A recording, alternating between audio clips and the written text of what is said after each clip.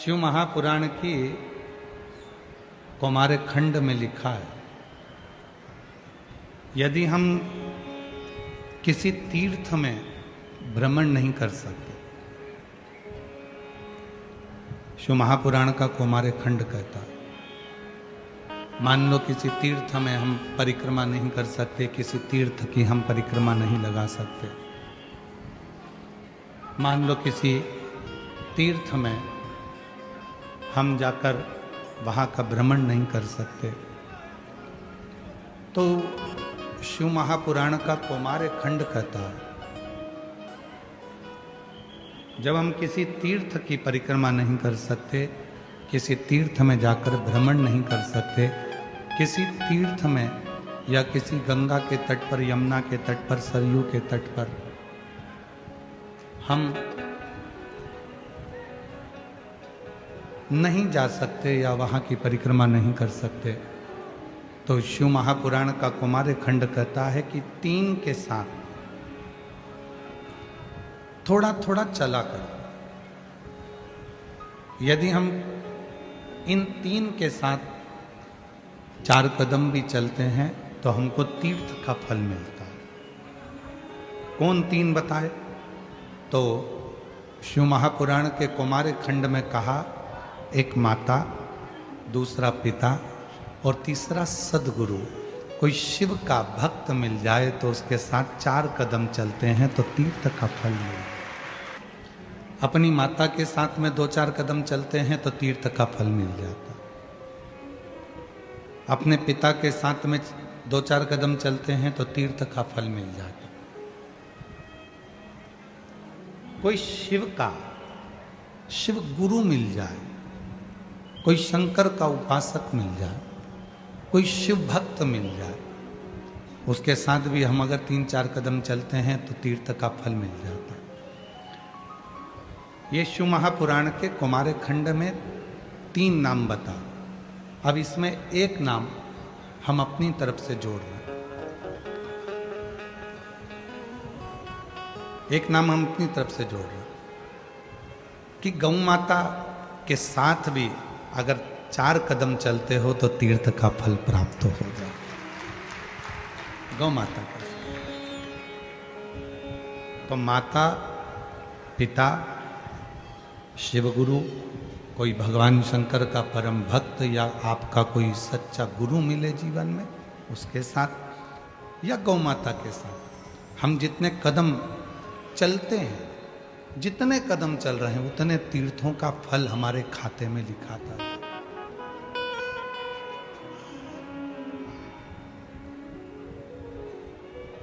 और मैंने तेरे ही भरोसे बाबा,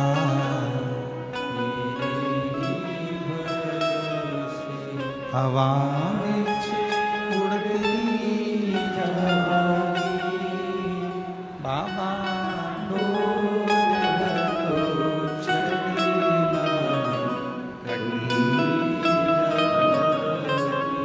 भोले में शंभु में तीर्थ का फल कभी बन सके अपनी माता जी के साथ, भले बुजुर्ग हो गई हैं, बूढ़ी हो गई हैं, कभी उनको जरूरत लगे आपको कि बेटा मुझे यहाँ तक लेकर चल। कभी पिताजी कह दें कि बेटा मुझे यहाँ तक लेकर चल। जितने कदम हमारे माता के साथ में, जितने कदम हमारे पिता के साथ में, जितने कदम हम हमारे माता पिता के साथ चलेंगे उतना तीर्थ का फल हमको मिले। और कभी कोई सतगुरु तुम्हारी जिंदगी में मिले, कोई सच्चा गुरु तुम्हारे जीवन में मिल जाए, कोई शिव गुरु तुम्हारे जीवन में मिल जाए। शिव गुरु का मतलब क्या होता है?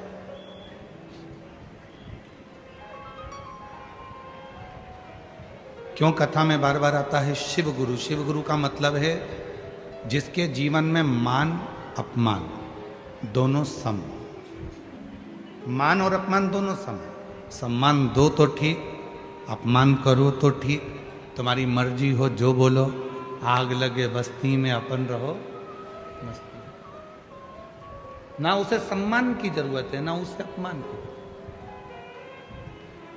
वो अपनी समता में जी रहा, अपनी समता।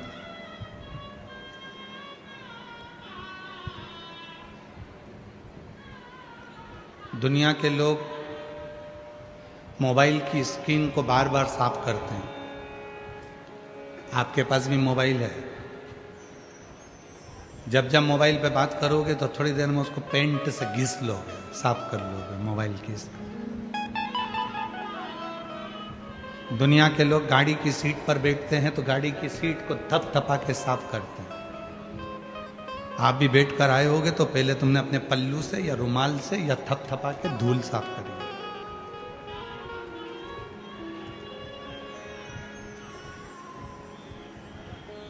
ये जितने कैमरे वाले हैं फोटो खींच रहे हैं या आप अपने मोबाइल से फोटो खींचते हो तो पहले उसका कैमरा धीरे से एक बार हाथ फेर कर या रुमाल फेर कर साफ करते हो।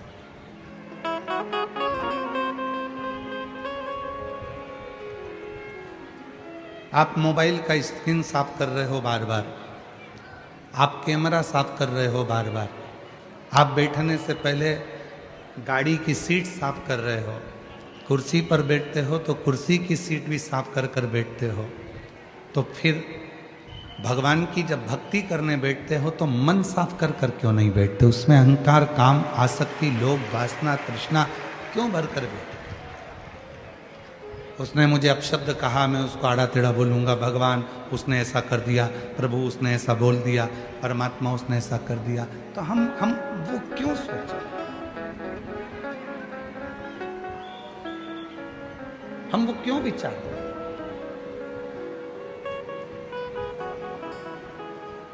शिव गुरु वो होता है जिसने अपने जीवन में ना मान से मतलब है ना अपमान से मतलब है। उसको तो केवल अपने मन की पवित्रता को धारण कर कर, मन को क्लीन कर कर, मन को साफ कर कर भगवान की भक्ति में डूबा। और यहां भुसावल की इस पवित्र कथा में मां ताप्ती के तट पर जितने भी शिव भक्त इस पवित्र कथा को इन पंडाल में बैठकर 42 डिग्री टेम्परेचर, 43 डिग्री टेम्परेचर में धूप में बैठकर जो कथा सुन रहे हैं, आप किसी शिव गुरु से कम नहीं हो। आप भी गुरु हो और शिव गुरु, आप भी शिव गुरु हो। आपके अंदर भी मान और अपमान का मतलब नहीं है। बैठने की जगह मिल गई, कहाँ बैठे? कोई ने पूछा क्यों तू कथा में गई थी तो कहाँ बैठी थी? मैंने तुझे देखा था बिल्कुल पीछे बैठी थी, तेरी तो इतनी पहचान है, तू आगे जाके क्यों नहीं बैठी? उसने कहा कथा तो सुनना है ना भोलेनाथ जी की, सियोर वाला गुरु जी को सुनने गई थी, मैं तो शिव पुराण सुनकर आ गई, अब मुझे आगे से मतलब ना पीछे से मतलब ये शिव गुरु का भाव आ गया, उसमें शिव गुरु तत्व।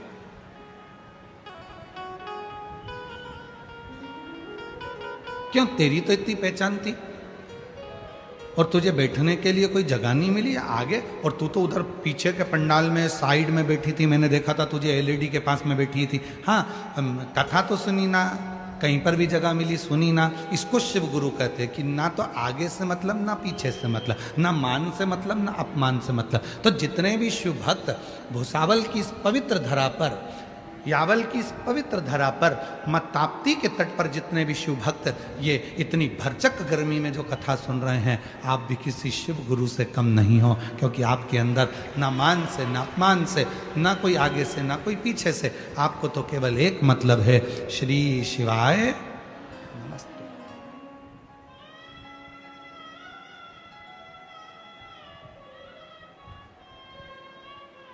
आपको किसी से मतलब नहीं, आपको केवल एक मतलब है, श्री शिवाय नमस्तुभ्यं,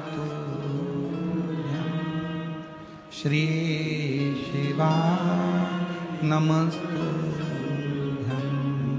श्री शिवाय नमस्तुभ्यं, श्री शिवाय नमस्तुभ्यं। कोई मतलब नहीं है, जहां जगह मिले वहां बैठकर भजन करना। शिव मंदिर में जा रहे हो, कोई कह रहा है कि बताओ शंकर जी के मंदिर में वो अपनी जगह संभाल कर बैठ जाती है, वो पसर कर बैठ जाती है, वो अपनी जगह इकट्ठा करके बैठ जाती है, तुमको जगह नहीं देती, लोटा भर जल चढ़ाने नहीं देता। कोई बात नहीं, वो चढ़ा रही है ना, एक ही बात, जब वो उठ जाएगी मैं चढ़ाऊं। शिव गुरु, जिसने शिव बाबा से, जिसने शिव गुरु से उसके तत्व को ग्रहण कर लिया, वही शंकर का सच्चा भक्त है, वही सच्चा।